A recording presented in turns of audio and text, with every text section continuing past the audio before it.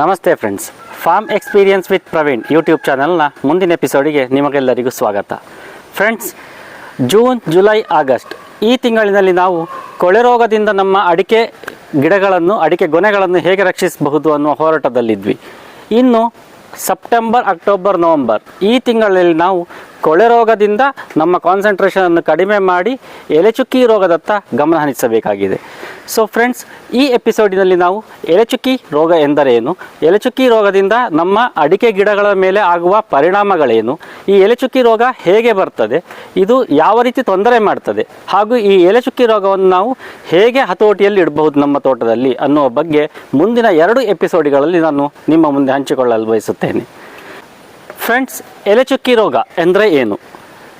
ಎಲೆಚುಕ್ಕಿ ರೋಗ ಅಂದರೆ ಹೆಸರೇ ಹೇಳುವ ಹಾಗೆ ಎಲೆಯ ಮೇಲೆ ಚುಕ್ಕಿಗಳನ್ನು ಇಟ್ಟು ಎಲೆಯನ್ನು ಸಾಯಿಸುವಂತಹ ಒಂದು ರೋಗ. ಈ ಎಲೆಚುಕ್ಕಿ ರೋಗಕ್ಕೆ ಸೈಂಟಿಫಿಕಲಿ ಕೊಲೆಟೋಟ್ರೈಕಮ್ ಸ್ಪೀಸೀಸ್ ಅಂತ ಕರಿತೇವೆ. ಸೊ ಈ ಕೊಲೆಟೋಟ್ರೈಕಮ್ ಸ್ಪೀಸೀಸ್ ಎಂತ ಮಾಡ್ತದೆ, ನಮ್ಮ ಎಲೆಯ ಮೇಲೆ ಕೂತು ಎಲೆಯಲ್ಲಿರುವ ಪತ್ರಹರಿತನ್ನು ತಿಂದು ಎಲೆಯನ್ನು ನಾಶ ಮಾಡ್ತದೆ. ಸೊ ಯಾವುದೇ ಒಂದು ರೋಗಾಣುಗಳು ಇರಬಹುದು, ಕೊಳೆ ರೋಗ ಇರಬಹುದು, ಎಲೆಚುಕ್ಕಿ ರೋಗ ಇರಬಹುದು, ಯಾವುದೇ ತರಹದ ರೋಗ ಇರಬಹುದು. ಈ ರೋಗಾಣುಗಳಿಗೂ ಔಟ್ಬ್ರೇಕ್ ಆಗಬೇಕು ಅಂದರೆ ಅದಕ್ಕೆ ಕಂಜೀನಿಯಲ್ ಕ್ಲೈಮೇಟ್ ಅಂತ ಇರ್ತದೆ. ಸಾಧಾರಣವಾಗಿ ಕೊಳೆ ರೋಗ ಇರ್ಬೋದು, ಕೊಳೆ ರೋಗ ಮಳೆಗಾಲದಲ್ಲಿ ಮಾತ್ರ ಬರ್ತದೆ. ಎಲೆಚುಕ್ಕಿ ರೋಗ ಸಾಧಾರಣ ಚಳಿಗಾಲ ಅಥವಾ ಬೇಸಿಗೆಯ ಸಮೀಪ ಇರುವಲ್ಲಿವರೆಗೂ ಎಲೆಚುಕ್ಕಿ ರೋಗ ಆ್ಯಕ್ಟಿವ್ ಆಗಿರ್ತದೆ. ಅದೇ ಯಾಕೆ ಅಂದರೆ ಅದಕ್ಕೆ ಆ ಕಂಜೀನಿಯಲ್ ಕ್ಲೈಮೇಟ್ ಅಂತ ಒಂದಿರ್ತದೆ. ಪ್ರತಿಯೊಂದು ರೋಗವೂ ಆಗಲಿ ಕೀಟವೂ ಆಗಲಿ ಅದರ ಕಂಜೀನಿಯಲ್ ಕ್ಲೈಮೇಟ್ ಇದ್ದಾಗ ಮಾತ್ರ ಅದೇ ಆ್ಯಕ್ಟಿವ್ ಆಗಿರ್ತದೆ. ಯಾವಾಗ ಈ ಕ್ಲೈಮ್ಯಾಟಿಕ್ ಕಂಡೀಷನ್ ಕಂಜೀನಿಯಲ್ ಆಗಿರೋದಿಲ್ಲಲ್ಲ, ಅಡ್ವೈಸ್ ಆಗಿರ್ತಾರಲ್ಲ, ಅಂಥ ಸಮಯದಲ್ಲದು ಹೋಗಿ ನಿದ್ರಾವಸ್ಥೆಯಲ್ಲಿ ಒಳಗಿರ್ತದೆ. ಈ ರೋಗಾಣುಗಳು ಅಂದರೆ ಎಲ್ಲಿರ್ತದೆ ಹಾಗಾದರೆ ನಿದ್ರಾವಸ್ಥೆಯಲ್ಲಿ ಇದ್ದಾಗ? ಎಲೆಚುಕ್ಕಿ ರೋಗದ ರೋಗಾಣುಗಳಾಗಲಿ ಕೊಳೆ ರೋಗದ ರೋಗಾಣುಗಳಾಗಲಿ ಸದಾಕಾಲ ನಮ್ಮ ಮಣ್ಣಿನಲ್ಲಿ ನಿದ್ರಾವಸ್ಥೆಯಲ್ಲಿ ಇರ್ತದೆ.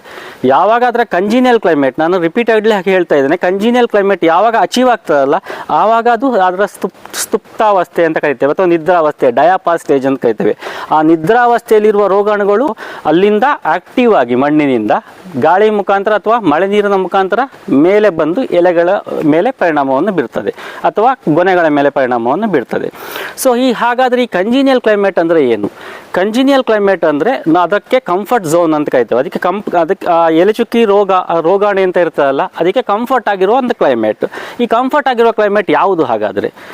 ಎಲೆಚುಕ್ಕಿ ರೋಗ ಕಂಫರ್ಟ್ ಆಗಿ ಅದು ತನ್ನ ವಂಶಾಭಿವೃದ್ಧಿಯನ್ನು ಮಾಡಬೇಕು ಅಂದರೆ 3 climatic requirement at a time achieve ಆಗಬೇಕಾಗ್ತದೆ. ಅದಕ್ಕೆ ಯಾವುದು? ಮೊದಲನೇದು ಟೆಂಪರೇಚರ್, ಮತ್ತು ಹ್ಯುಮಿಡಿಟಿ, ಮತ್ತು ಲೀಫ್ ವೆಟ್ನೆಸ್ ಅಂತ ಕರಿತೇವೆ. ಟೆಂಪರೇಚರ್ ಅಂದರೆ ನಿಮ್ಗೆ ಗೊತ್ತೇ ಇದೆ, ನಮ್ಮ ಬಿಸಿಲು ಎಷ್ಟು ಇದೆ ಅಂತ. ಹ್ಯುಮಿಡಿಟಿ, ವಾತಾವರಣದ ತೇವಾಂಶ, ಆರ್ದ್ರತೆ ಅಂತ ಕರಿತೇವೆ, ಗಾಳಿಯಲ್ಲಿರುವ ಮಾಯಿಶ್ಚರ್ ಲೆವೆಲ್. ಮೂರನೇದು ಲೀಫ್ ವೆಟ್ನೆಸ್, ಎಲೆ ಮೇಲೆ ಉಳಿಕೊಂಡಿರುವಂತಹ ತೇವಾಂಶ. ಸೊ ಈ ಎಲೆಚುಕ್ಕಿ ರೋಗ ಆ್ಯಕ್ಟಿವ್ ಆಗಿ ಮೇಲೆ ಬರಬೇಕು ಅಂದರೆ ಮಣ್ಣಿನಿಂದ ಟೆಂಪರೇಚರ್ 25ರಿಂದ 30 ಡಿಗ್ರಿ ಸೆಲ್ಸಿಯಸ್ ಇರಬೇಕಾಗ್ತದೆ. ರಿಲೇಟಿವ್ ಹ್ಯುಮಿಡಿಟಿ 90% ಅಬೌವ್ ಇರಬೇಕಾಗ್ತದೆ. Leaf wetness continuous more than 4 hour ಇರಬೇಕಾಗ್ತದೆ. 4 ಗಂಟೆಗಿಂತ ಜಾಸ್ತಿ ಎಲೆಯಲ್ಲಿ ತೇವಾಂಶ ಇರಬೇಕು, 90% ಅಬೌವ್ ಹ್ಯುಮಿಡಿಟಿ ಇರಬೇಕು. ಅದೇ ಸಮಯದಲ್ಲಿ 25 to 30 ಡಿಗ್ರಿ ಸೆಲ್ಸಿಯಸ್ನಷ್ಟು ಟೆಂಪರೇಚರ್ ಇರಬೇಕು. ಇದು 3 climatic requirement at a time achieve ಆದಾಗ ಮಣ್ಣಿನಲ್ಲಿರುವ ಸೂಕ್ಷ್ಮಾಣುಜೀವಿಗಳು ಔಟ್ಬ್ರೇಕ್ ಆಗಿ ಮೇಲೆ ಬರ್ತದೆ. For example, temperature 25 to 30 degree Celsius ಇರ್ತದೆ, ತೇವಾಂಶ 90% ಅಬೌವ್ ಇರ್ತದೆ, ಆದರೆ ಎಲೆ ಮೇಲೆ ಲೀಫ್ ವೆಟ್ನೆಸ್ ಅಂತ ಕರಿತೇವಲ್ಲ, ತೇವಾಂಶ ಇರುವುದೇ ಇಲ್ಲ, ಡ್ರೈ ಇರ್ತದೆ. ಅಂಥ ಸಮಯದಲ್ಲಿ ಎಂತ ಆಗ್ತದೆ, ಔಟ್ಬ್ರೇಕ್ ಆಗಿ ಮೇಲೆ ಬರ್ತದೆ ಅಷ್ಟು ಹೊರತು ಎಲೆ ಮೇಲೆ ಪರಿಣಾಮ ಬೀರುವುದಿಲ್ಲ. ಯಾವಾಗ ಈ 3 ನಾನು ಹೇಳಿದ climatic requirement at a time achieve ಆಗ್ತದಲ್ಲ, ಆವಾಗ ಅದು ಮಣ್ಣಿನ ಮೇಲ್ಪದರಕ್ಕೆ ಮೇಲೆ ಬಂದು ಎಲೆ ಮೇಲೆ ಕೂತು ಅದರ ಪರಿಣಾಮವನ್ನು ಬೀರ್ತದೆ. ಸೊ ಇದು ಕಂಜೀನಿಯಲ್ ಕ್ಲೈಮೇಟ್ ಬಗ್ಗೆ ಆಯಿತು. ಈಗ ನಾವು ನೋಡುವ ಎಲೆಚುಕ್ಕಿ ಅಂದರೆ ಹೇಗೆ ಕಾಣಿಸ್ತದೆ ನಮಗೆ ಅಂತ. ಸೊ ಇದು ನನ್ನ ಅಡಿಕೆ ತೋಟ. ಇದರಲ್ಲಿ ನಾನು ಎಡೆಗಿಡಗಳನ್ನು ಹಾಕಿದ್ದೇನೆ. ಈ ತೋಟದಲ್ಲಿ ನನ್ನ 1 ವರ್ಷದ ಪ್ರಾಯದ ಗಿಡಗಳು ಇವೆ, 2 ವರ್ಷದ ಪ್ರಾಯದ ಗಿಡಗಳು ಇವೆ. ಈಗ ಇದರಲ್ಲಿ ಸಾಧಾರಣ ಎಲೆಚುಕ್ಕಿ ಕಾಣಲಿಕ್ಕೆ ಶುರುವಾಗಿದೆ. ನಾವು ಎಲೆಚುಕ್ಕಿಯನ್ನು ಐಡೆಂಟಿಫೈ ಮಾಡೋದು ಹೇಗೆ ಅಂತ ನೋಡುವ. ಸೊ ಯಾವುದೇ ರೋಗ ಇರಲಿ ಕೀಟ ಇರಲಿ, ಸ್ಕೌಟಿಂಗ್ ಅಂದರೆ identification is very important. Right ಟೈಮಲ್ಲಿ ನಾವು ಅದನ್ನ ಐಡೆಂಟಿಫೈ ಮಾಡಿದ್ವಿ ಅಂತ ಇಟ್ಕೊಳ್ಳಿ, ಇನಿಷಿಯಲ್ ಸ್ಟೇಜಸಲ್ಲಿ ಹತೋಟಿ ಕ್ರಮಗಳನ್ನು ಕೈಗೊಂಡು ಅದನ್ನು ಕಂಟ್ರೋಲಿಗೆ ತರೋದು ತುಂಬ ಸುಲಭ ಆಗ್ತದೆ. ಸೊ ಎಲೆಚುಕ್ಕಿ ಅಂದರೆ ಸಾಧಾರಣ ರೈತರು ಏನು ಅಂದ್ಕೊಳ್ತಾರೆ, ಕಂಪ್ಲೀಟ್ ಎಲೆ ಎಲ್ಲ ಚುಕ್ಕಿಯಾಗಿ ಬಂದು ಬರ್ನ್ ಆಗೋ ಸ್ಟೇಜಲ್ಲಿ ಅದನ್ನ ಎಲೆಚುಕ್ಕಿ ಅಂತ ಐಡೆಂಟಿಫೈ ಮಾಡ್ತಿದ್ದಾರೆ. ಅದು ರಾಂಗ್. ರೈಟ್ ಮೆಥಡ್ನ ನಾನು ನಿಮಗೀಗ ತೋರಿಸಿಕೊಡ್ತೇನೆ, ಬನ್ನಿ. ಸೊ ಈ ಎಲೆ ಚುಕ್ಕಿಯಲ್ಲಿ ಸಾಧಾರಣ 3 ಹಂತ ಇರ್ತದೆ. ಮೊದಲ ಹಂತ ಜಸ್ಟ್ ಯೆಲ್ಲೋಯಿಂಗ್ ಅಂತ ಮಾತ್ರ ಕಾಣ್ತಾ ಇರ್ತದೆ. ಎರಡನೇ ಹಂತದಲ್ಲಿ ಚುಕ್ಕೆಗಳು ಕಾಣ್ತಾ ಇರ್ತದೆ, ಚುಕ್ಕೆಗಳು ಹತ್ತಿರ ಬರ್ತದೆ. ಮೂರನೇ ಹಂತದಲ್ಲಿ ಎಲೆ ಸುಟ್ಟ ಸಿಂಪ್ಟಮ್ ತೋರಿಸ್ತದೆ. ಸೊ ಮೊದಲನೇ ಹಂತ ಯಾವುದು ಅಂತ ತೋರಿಸಿಕೊಡ್ತೇನೆ ನೋಡಿ ಬನ್ನಿ. ಈಗ ಈ ಒಂದು ಗಿಡದಲ್ಲಿ ಸಾಧಾರಣ 3 ಹಂತವು ಕೂಡ ನಮಗೆ ನೋಡಲಿಕ್ಕೆ ಸಿಗ್ತದೆ. ನಾನೀಗ ನಿಮಗೆ ಮೊದಲನೇ ಹಂತದ ಎಲೆ ಚುಕ್ಕಿ ತೋರಿಸ್ತೇನೆ.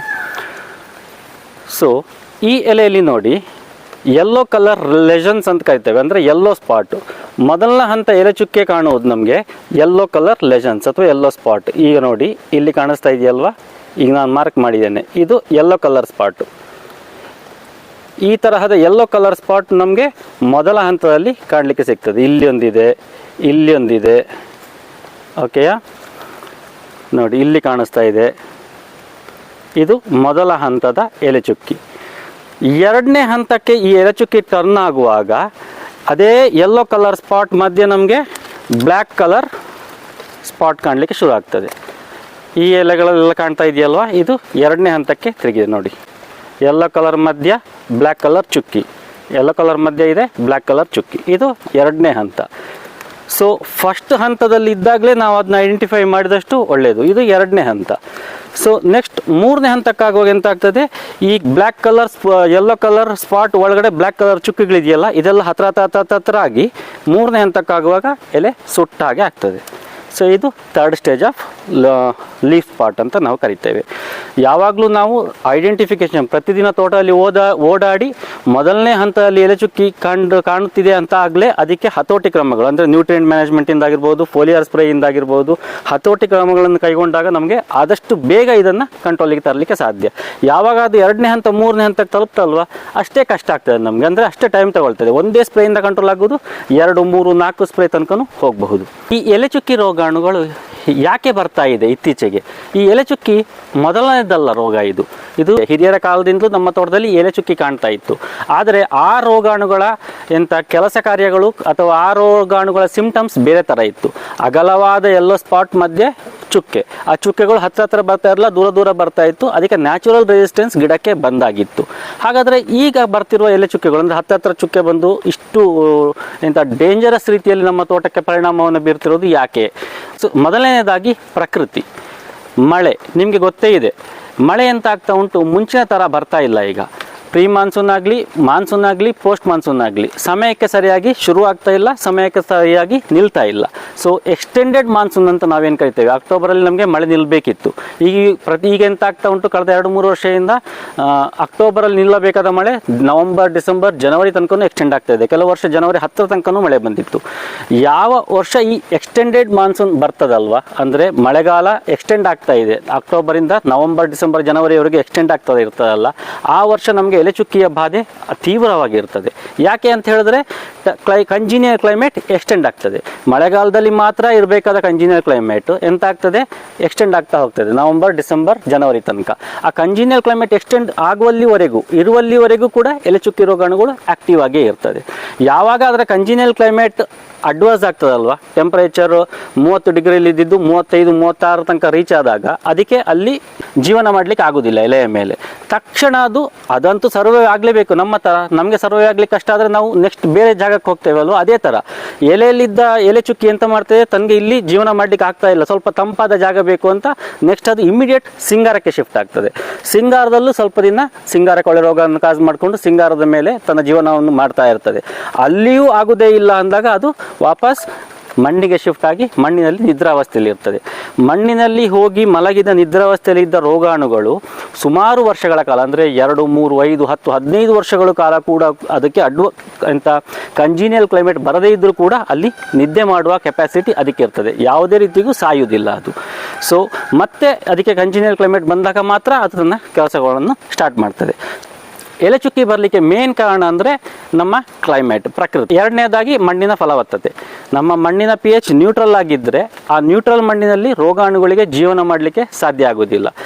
ಅಥವಾ ಆ್ಯಸಿಡಿಟಿ ಅಲ್ಲಿದ್ದರೆ, ನಮ್ಮ ಮಣ್ಣಿನ ಪಿ ಎಚ್ ಲೆಸ್ ದ್ಯಾನ್ 6.5 ಅಥವಾ 5.5 4.5 ಎಷ್ಟು ಆ್ಯಸಿಡಿಟಿ ಆಗಿರ್ತದಲ್ವ ಅಷ್ಟು ರೋಗಾಣುಗಳಲ್ಲಿ ತುಂಬ ಚೆನ್ನಾಗಿ ಜೀವನ ಮಾಡ್ತದೆ, ತನ್ನ ವಂಶಾಭಿವೃದ್ಧಿಯನ್ನು ಮಾಡ್ತದೆ, ಅಷ್ಟೇ ಚೆನ್ನಾಗಿ ಅಲ್ಲಿ ನಮ್ಮ ಮಣ್ಣಿನಲ್ಲಿ ಬಾಳಿ ಬದುಕ್ತದೆ. ಸೊ ನಮ್ಮ ಪಿ ಎಚ್, ಮಣ್ಣಿನ ಪಿ ಎಚ್ಚನ್ನು ನಾವು ಆದಷ್ಟು ನ್ಯೂಟ್ರಲ್ ಹತ್ರ ತಂದು ಎಲೆಚುಕ್ಕಿ ರೋಗವನ್ನು ಕಂಟ್ರೋಲ್ ಮಾಡಬೇಕು. ಎಲೆಚುಕ್ಕಿ ರೋಗ ಜಾಸ್ತಿ ಇರುವ ತೋಟದಲ್ಲಿ ಪಿ ಎಚ್ಗಳು ಕಮ್ಮಿ ಇದೆ ಅಂತಲೇ ಅರ್ಥ. ಸೊ ಹಾಗಂತ ಪಿ ಎಚ್ ನ್ಯೂಟ್ರಲ್ ಆಗಿರುವ ತೋಟದಲ್ಲಿ ಎಲೆಚುಕ್ಕಿ ಬರಲೇಬಾರ್ದು ಅಂತ ಎಂತ ಇಲ್ಲ, ಬಂದೇ ಬರ್ತದೆ. ಆದರೆ ಹತೋಟಿ ಕ್ರಮಗಳು ತುಂಬ ಸುಲಭವಾಗಿರುವುದು ಪಿ ಎಚ್ ನ್ಯೂಟ್ರಲ್ ಆಗಿರುವಂತಹ ತೋಟದಲ್ಲಿ. ನಮ್ಮ ಮಣ್ಣಿನ ಪಿ ಎಚ್ ಕರೆಕ್ಟ್ ಆಗಿದ್ದರೆ 90% ಪ್ರಾಬ್ಲಮ್ ನಾವು ಸಾಲ್ವ್ ಮಾಡಿದ ಹಾಗೆ. ಈಗ ನಾವು ನೋಡುವ ಎಲೆಚುಕ್ಕಿ ರೋಗಾಣು ನಮ್ಮ ಗಿಡದ ಮೇಲೆ ಹೇಗೆ ದುಷ್ಪರಿಣಾಮವನ್ನು ಬೀರ್ತದೆ ಅಂತ. ಸೊ ನಾನು ಆಗ ಹೇಳಿದ ಹಾಗೆ ಮಳೆಗಾಲದಲ್ಲಿ ರೇನ್ ಸ್ಪ್ಲಾಶಸ್ ಮುಖಾಂತರ, ಅಂದರೆ ಮಳೆ ನೀರು ಜೋರಾಗಿ ಮಣ್ಣಿಗೆ ಬಡಿದು ಅದರಿಂದ ಹಾರುವ ಮಣ್ಣು ಅಥವಾ ನೀರಿನ ಮುಖಾಂತರ ಕೆಳಗಡೆ ಇರುವ ನಮ್ಮ ತೋಟದಲ್ಲಿರುವ ಎಡೆಗಿಡಗಳು ಇರ್ತದಲ್ಲ, ಅದರಲ್ಲಿ ಮೊದಲ ಎಲೆಚುಕ್ಕಿಯ ಸಿಂಪ್ಟಮ್ ನಮಗೆ ಕಾಣೋದು. ಯಾವಾಗಲೂ ನಾವು ಫಸ್ಟ್ ಅಬ್ಸರ್ವ್ ಮಾಡಬೇಕಾಗಿರೋದು ಜುಲೈ ತಿಂಗಳಲ್ಲಿ ಮತ್ತು ಆಗಸ್ಟ್ ತಿಂಗಳಲ್ಲಿ ನಮ್ಮ ತೋಟದ ಎಡೆಗಿಡಗಳಲ್ಲಿ ನಾನು ಆಗಲೇ ಹೇಳಿದಾಗೆ ಎಲ್ಲ ಸ್ಪಾಟ್ ಕಾಣ್ತಾ ಇದೆ ಅಂದರೆ ಎಲೆಚುಕ್ಕಿ ಸಿಂಪ್ಟಮ್ ಕಾಣಲಿಕ್ಕೆ ಶುರುವಾಗಿದೆ ಅಂತ. ಸೊ ಎಂತ ಮಾಡ್ತದೆ, ಮೊದಲದಕ್ಕೆ ಯಾವ ಎಲೆ ಸಿಗ್ತದೆ ಆ ಎಲೆಯ ಮೇಲೆ ಬಂದು ಕೂತು ಅಲ್ಲಿ ಅದು ತನ್ನ ವಂಶಾಭಿವೃದ್ಧಿಯನ್ನು ಮಾಡಲಿಕ್ಕೆ ಶುರು ಮಾಡ್ತದೆ. ಹೇಗೆ, ಎಲೆಗಳ ಕೆಳಗಡೆ ಇರುವ ಪತ್ರಹರಿತನ್ನು ನಿಧಾನಕ್ಕೆ ಆವರಿಸಿ ಪತ್ರಹರಿತನ್ನು ತಿನ್ನಲಿಕ್ಕೆ ಶುರು ಮಾಡ್ತದೆ. ಸೊ ಎಲೆಗಳ ಪತ್ರಹರಿತನ್ನು ತಿಂದು ವಂಶಾಭಿವೃದ್ಧಿಯನ್ನು ಮಾಡಿ ಆ ಎಲೆಯ ಮೇಲೆಯೇ ಡೆವಲಪ್ ಆಗ್ತಾ ಹೋಗ್ತದೆ. 1 ಚುಕ್ಕಿ ಇದ್ದಿದ್ದು 10 ಚುಕ್ಕಿ, 10 ಇದ್ದದ್ದು 100, 100 ಇದ್ದದ್ದು 1000, ಹೀಗೆ ಆಗಿ ಎಂತ ಮಾಡ್ತದೆ, ಎಲ್ಲ ಎಳೆಗಳ ಪತ್ರಹರಿತನ್ನು ತಿಂದು ಖಾಲಿ ಮಾಡ್ತದೆ. ಯಾವಾಗ ಎಲೆಗಳ ಪತ್ರಹರಿತು ಖಾಲಿ ಆಗ್ತದಲ್ವ, ಎಲೆಗಳು ಈ ಥರ ಬೆಂಕಿಯಲ್ಲಿ ಇದ್ದಾಗೆ, ಬೆಂಕಿ ರೋಗ ಅಂತಲೂ ಕರೀತಾರೆ ಇದನ್ನ, ಲೀವ್ ಸ್ಪಾಟನ್ನು, ಈ ಥರ ಸುಟ್ಟ ಹಾಗೆ ಆಗ್ತದೆ. ಯಾವಾಗ ಈ ಎಲೆಗಳು ಸುಟ್ಟ ಹಾಗೆ ಆಗ್ತದಲ್ವ, ಅದರ ಊಟ ಉತ್ಪಾದನಾ ಕ್ರಿಯೆ ಕಂಪ್ಲೀಟ್ ಸ್ಟಾಪ್ ಆಗ್ತದೆ. ನೋಡಿ, ಈ ಸ್ಟೇಜಲ್ಲಿ ಇದ್ದಾಗ ಆಲ್ಮೋಸ್ಟ್ ಒಂದು 50% ಅದರ ಫೋಟೋಸಿಂಥಸಿಸ್ ಕ್ರಿಯೆ ಸ್ಟಾಪ್ ಆಗ್ತದೆ, ಊಟ ಉತ್ಪಾದನೆ ನಿಲ್ತದೆ. ಈ ಥರ ರೀಚ್ ಆದಾಗ 100% ಅದರ ಊಟ ಉತ್ಪಾದನೆ ನಿಂತು ಹೋಗ್ತದೆ. ಇದರಲ್ಲಿ ಇರುವ ಊಟ ಉತ್ಪಾದನೆ ನಿಂತರೆ ಆಗುವ ತೊಂದರೆಗಳೇನು? ಈ ಎಲೆಯಲ್ಲಿ ಬೇಕಾದ ಊಟ ಸರಿಯಾಗಿ ಉತ್ಪಾದನೆ ಆಗಲಿಲ್ಲ ಅಂದರೆ ಮರದ ಬೆಳವಣಿಗೆಗೆ ತೊಂದರೆ ಕೊಡ್ತು. ಎಲೆಚುಕ್ಕಿ ರೋಗ ಯಾವ ಮರಕ್ಕೆ ಬಂದಿದೆಯಲ್ವ, ಆ ಮರದ ಸಂಪೂರ್ಣ ದೈಹಿಕ ಬೆಳವಣಿಗೆ ಹಾಗೂ ಅದರ ಲೈಂಗಿಕ ಬೆಳವಣಿಗೆ ಎರಡರ ಮೇಲೆಯೂ ಕೂಡ ಈ ಎಲೆಚುಕ್ಕಿ ಪರಿಣಾಮ ಬೀರ್ತದೆ. ಈಗ ಈ ತೋಟದಲ್ಲಿ ನೀವು ಅಬ್ಸರ್ವ್ ಮಾಡ್ಬೋದು, ಈ ಗಿಡ ಇದೆಯಲ್ಲ 3 ವರ್ಷ ಪ್ರಾಯದ್ದು, ಇಡೀ ತೋಟದಲ್ಲಿರುವ ಎಡಗಿಡ. ಈ ಗಿಡದ ಬೆಳವಣಿಗೆ ಅಬ್ಸರ್ವ್ ಮಾಡಿ, ನನ್ನ ತೋಟದ ಉಳಿದ ಗಿಡದ ಬೆಳವಣಿಗೆಗಳನ್ನು ಅಬ್ಸರ್ವ್ ಮಾಡಿ. ಈ ಗಿಡಕ್ಕೆ ಸಾಧಾರಣ ಕಳೆದ 3 ವರ್ಷದಿಂದಲೂ ಕೂಡ ಎಲೆಚುಕ್ಕಿ ರೋಗ ಬರ್ತಾ ಇತ್ತು. 3 ವರ್ಷದಿಂದಲೂ ಎಲೆಚುಕ್ಕಿ ಬಾಧಿತ ಗಿಡದ ಬೆಳವಣಿಗೆ ನೀವು ಅಬ್ಸರ್ವ್ ಮಾಡ್ಬೋದು. ಹೈಟಲ್ಲೂ ಕಮ್ಮಿ ಆಗಿದೆ, ಗರ್ತ್ ಅಂದರೆ ಸ್ಟೆಮ್ ಗರ್ತ್, ವಿಡ್ತ್ ಈ ಗರ್ತಲ್ಲೂ ಕೂಡ ಕಮ್ಮಿ ಆಗಿದೆ, ಗಿಡದ ಓವರಾಲ್ ಹೆಲ್ತ್ ಕೂಡ ಪುವರ್ ಆಗಿದೆ. ಸೊ ಇದು ಚಿಕ್ಕ ಗಿಡದಲ್ಲಿ ಆಯಿತು. ಅದೇ ಈಲ್ಡ್ಗೆ ಬರುವಂತಹ ಗಿಡದಲ್ಲಿ ಎಂತ ಆಗ್ತದೆ, ಈಗ ಫಾರ್ ಎಕ್ಸಾಂಪಲ್ ಈ ಈಲ್ಡ್ಗೆ ಬರುವ ಗಿಡ ಆಗಿದ್ದರೆ ಈ ಸೋಗೆಯ ಒಳಗಡೆ ಗರ್ಭ ಇರ್ತದೆ. ಎಂತಾಗ್ತದೆ, ಆ ಸಿಂಗಾರಕ್ಕೆ ಅಥವಾ ಗರ್ಭಕ್ಕೆ ಸಂಪೂರ್ಣ ಊಟ ಸಪ್ಲೈ ಈ ಎಲೆಯ ಮುಖಾಂತರ ಆಗಬೇಕು. ಸೊ ಯಾವಾಗ ಈ ಎಲೆ ವೀಕ್ ಆಯಿತು ಅಥವಾ ಈ ಎಲೆಯಿಂದ ಊಟ ಉತ್ಪಾದನಾ ಕ್ರಿಯೆ ಸಂಪೂರ್ಣ ನಿಲ್ತು, ಈ ಎಲೆಯಿಂದ ಹೋಗಬೇಕಾದ ಊಟ ಈ ಸಿಂಗಾರಕ್ಕೆ, ಇದರ ಒಳಗಡೆ ಇರುವ ಸಿಂಗಾರಕ್ಕೆ ಕಂಪ್ಲೀಟ್ ಸ್ಟಾಪ್ ಆಗ್ತದೆ. ಆವಾಗ ಎಂತಾಗ್ತದೆ, ಆ ಸಿಂಗಾರದ ಬೆಳವಣಿಗೆಯೂ ಕುಂಠಿತ ಆಗ್ತದೆ. ಮತ್ತು ಫ್ಯೂಚರಲ್ಲಿ ಈ ಸೋಗೆ ಬಿದ್ದ ಮೇಲೆ ಅದರಲ್ಲಿ ಬರಬೇಕಾದ ಮೇಲ್ ಫೀಮೇಲ್ ಫ್ಲವರ್ಸ್ ಮೇಲೆಯೂ ಅಫೆಕ್ಟ್ ಆಗ್ತದೆ. ಸಂಪೂರ್ಣ ಸಿಂಗಾರವನ್ನು ನಾವು ಆಮೇಲೆ ಕಳ್ಕೊಳ್ಬೇಕಾಗಿ ಬರ್ತದೆ. ಸೊ ಎಲೆಚುಕ್ಕೆಯಿಂದ ನಾವು ಖಾಲಿ ಎಲೆಗಳ ಮೇಲೆ ಮಾತ್ರ ಪರಿಣಾಮ ಬೀರುವುದಿಲ್ಲ, ಅದು ನಮ್ಮ ಈಲ್ಡ್ ಮೇಲೆ ಕೂಡ ಪರಿಣಾಮ ಬೀರ್ತದೆ. ನನ್ನ ಈ ತೋಟದಲ್ಲಿ ನಾನು ಸಾಧಾರಣ 3 ವರ್ಷದ ಹಿಂದೆ ಊರ ಅಡಿಕೆ ಗಿಡವನ್ನು ಎಡೆಗಿಡವಾಗಿ ಪ್ಲಾಂಟ್ ಮಾಡಿದ್ದೆ. ನನ್ನ ತಂದೆಯವರು ಸೆಲೆಕ್ಟ್ ಮಾಡಿ ಕೊಟ್ಟಂತಹ ಬಿತ್ತನ್ನು ತಂದು ಇಲ್ಲಿ ಪ್ಲಾಂಟ್ ಮಾಡಿದ್ದೆ. ಪ್ಲಾಂಟ್ ಮಾಡಿ ಮೊದಲ ವರ್ಷದಲ್ಲೇ ಎಲೆಚುಕ್ಕಿ ರೋಗ ಕಾಣಲಿಕ್ಕೆ ಸ್ಟಾರ್ಟ್ ಆಗಿತ್ತು. ನಾನು ಅದನ್ನ ಮಾರ್ಕ್ ಮಾಡ್ತಾ ಇದ್ದೆ, ಯಾವ ಗಿಡದಲ್ಲಿ ಎಲೆಚುಕ್ಕಿ ಬರ್ತಾ ಇದೆ ಅಂತ. ನಾನು ಅಬ್ಸರ್ವ್ ಮಾಡಿರೋ ಪ್ರಕಾರ ಕಳೆದ 3 ವರ್ಷದಲ್ಲಿ ಮೊದಲ ವರ್ಷದಲ್ಲಿ ಯಾವ ಗಿಡಕ್ಕೆ ಎಲೆಚುಕ್ಕಿ ಬಾಧಿಸಿದೆಯೋ 2ನೇ ವರ್ಷದಲ್ಲೂ ಅದೇ ಗಿಡಕ್ಕೆ ಬಾಧಿಸ್ತಾ ಇದೆ. 3ನೇ ವರ್ಷದಲ್ಲೂ ಈ ವರ್ಷ ಅಬ್ಸರ್ವ್ ಮಾಡಿದ್ರು ಕೂಡ ಅದೇ ಗಿಡಕ್ಕೆ ಎಲೆಚುಕ್ಕಿ ಬಾಧಿಸ್ತಾ ಉಂಟು. ಈ ತೋಟದಲ್ಲಿ ಎಲೆಚುಕ್ಕಿ ನೋಡಿ, ಈ ಗಿಡಕ್ಕೆ ಎಲೆಚುಕ್ಕಿ 3 ವರ್ಷದಿಂದಲೂ ಬಾಧಿಸ್ತಾ ಇದೆ, ಈ ಗಿಡಕ್ಕೆ ಎಲೆಚುಕ್ಕಿ ಅಷ್ಟು ಬಾಧಿಸ್ತಾ ಇಲ್ಲ. ಅಂದರೆ ಮೈಲ್ಡ್ಲಿ ರೆಸಿಸ್ಟೆಂಟ್, ಇದು ಹೈಲಿ ಸಸೆಪ್ಟೆಬಲ್. ಸುತ್ತಮುತ್ತ ಇರುವ ಗಿಡಗಳು ನೋಡಿ, ಇದರಲ್ಲಿ ಸಿವಿಯರ್ ಎಲೆಚುಕ್ಕಿ ಇದ್ದರೂ ಕೂಡ ಪಕ್ಕದ 2 ಗಿಡದಲ್ಲಿ ಎಲೆಚುಕ್ಕಿ ಅಷ್ಟು ಕಾಣಿಸ್ತಾ ಇಲ್ಲ, ಈ ಗಿಡದಲ್ಲೂ ಕಾಣಿಸ್ತಾ ಇಲ್ಲ, ಅದರ ಸುತ್ತಮುತ್ತ ಇರುವ ಯಾವ ಗಿಡದಲ್ಲೂ ಅಷ್ಟು ಎಲೆಚುಕ್ಕಿ ಕಾಣಿಸ್ತಾ ಇಲ್ಲ. ಹಾಗಂದರೆ ಇದರ ಅರ್ಥ ಏನು, ನಾವು ಹೇಗೆ ಇದನ್ನ ಇಂಟರ್ಫಿಯರೆನ್ಸ್ ತಗೋಬಹುದು? ಮಣ್ಣಿನ ಒಂದು ವೇಳೆ 50% ಗಿಡಗಳು ಈ ತೋಟದಲ್ಲಿರೋದು ಎಲೆ ಚುಕ್ಕಿ ಬಾಧಿತ ಆಗಿದ್ದರೆ ಮಣ್ಣಿನ ಸಮತೋಲನ ಸರಿ ಇಲ್ಲ ಅಂತ. ಮಣ್ಣಿನ ಸಮತೋಲನವೂ ಸರಿಯಾಗಿದ್ದು, ಅಂದರೆ ಮಣ್ಣಿನ pH ಆಗಲಿ, ಅದರಲ್ಲಿ ಪೋಷಕಾಂಶಗಳು ಎಷ್ಟು ಬೇಕು ಆ ಥರ ಸರಿಯಾಗೇ ಇದ್ದು ಎಲ್ಲ ಸರಿಯಾಗಿದ್ದರೂ ಕೂಡ ಈ ಥರ ಬರ್ತಾ ಇದೆ ಅಂದರೆ ಅದರ ಅರ್ಥ ಏನು ಅಂದರೆ ಸಸೆಪ್ಟಬಿಲಿಟಿ.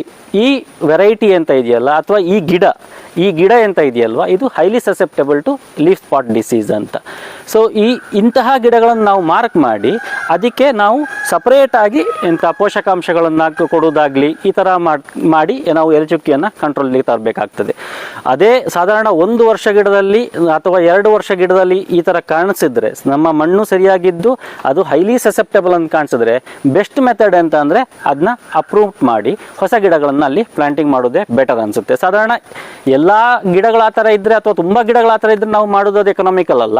1-2 ಗಿಡಗಳು ಹೈಲಿ ಸಸೆಪ್ಟಬಲ್ ಅಂತ ಕಾಣಿಸ್ತಾ ಇದ್ದರೆ ಅದನ್ನ ತೆಗೆದು ಹೊಸ ಪ್ಲಾಂಟಿಂಗ್ ಮಾಡೋದೇ ನಮಗೆ ಉತ್ತಮ ರೀತಿ ಅಂತ ಅನ್ನಿಸ್ತಾ ಇದೆ. ಸೊ ನೀವಿಲ್ಲಿ ಗಮನಿಸ್ಬೋದು ಎಲೆಚುಕ್ಕಿ ಬಾಧಿತ ಗಿಡಗಳು ಎಷ್ಟು ವೀಕ್ ಆಗಿದೆ ಅಂತ. ಆ ಗಿಡಗಳ ಗರ್ತ್ ನೋಡಿ, ಪ್ಲಾಂಟ್ ಹೆಲ್ತ್ ನೋಡಿ, ಇದು ತುಂಬ ವೀಕ್ ಇದೆ. ಅದೇ ಆಚೆ ಗಿಡ ನೋಡಿ ಗರ್ತ್ ಚೆನ್ನಾಗಿದೆ. ಈ ಗಿಡ ನೋಡಿ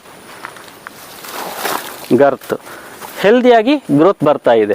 ಅದೇ ಎಲೆಚುಕ್ಕಿ ಬಾಧಿತದ್ದು ಯಾವಾಗಲೂ ವೀಕ್ ಆಗೇ ಇರ್ತದೆ. ಸಾಧಾರಣ 3 ವರ್ಷವೂ ಇದೇ ಥರ ಇದೆ ಅಂದಾಗ ನಾನೀಗ ಡಿಸೈಡ್ ಮಾಡಬೇಕಾಗಿದ್ದು ಈ ವರ್ಷ ಈ ಗಿಡವನ್ನು ಇಲ್ಲೇ ಇಡಬೇಕಾ ಅಥವಾ ಈ ಗಿಡವನ್ನು ತೆಗೆದು ಹೊಸ ಗಿಡ ಪ್ಲಾಂಟಿಂಗ್ ಮಾಡಬೇಕಾ ಅನ್ನೋ ಡಿಸಿಷನ್ಗೆ ನಾನು ಬರಬೇಕಾಗ್ತದೆ.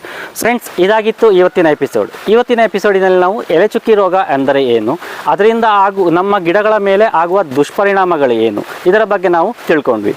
ಮುಂದಿನ ಎಪಿಸೋಡಿನಲ್ಲಿ ನಾನು ಎಲೆಚುಕ್ಕಿ ರೋಗವನ್ನು ಹೇಗೆ ನಾವು ಹತೋಟಿಗೆ ತರಬಹುದು, ನ್ಯೂಟ್ರಿಯೆಂಟ್ ಮ್ಯಾನೇಜ್ಮೆಂಟ್ ಮುಖಾಂತರ ಆಗಲಿ ಅಥವಾ ಫೋಲಿಯಾರ್ ಸ್ಪ್ರೇ ಮುಖಾಂತರವಾಗಲಿ ನಾವು ಎಲೆಚುಕ್ಕಿ ರೋಗವನ್ನು ಹೇಗೆ ಹತೋಟಿಗೆ ತರಬಹುದು ಅಂತ ನಾನು ಮುಂದಿನ ಎಪಿಸೋಡ್ನಲ್ಲಿ ನಿಮ್ಮ ಮುಂದೆ ಹಂಚಿಕೊಳ್ತೇನೆ.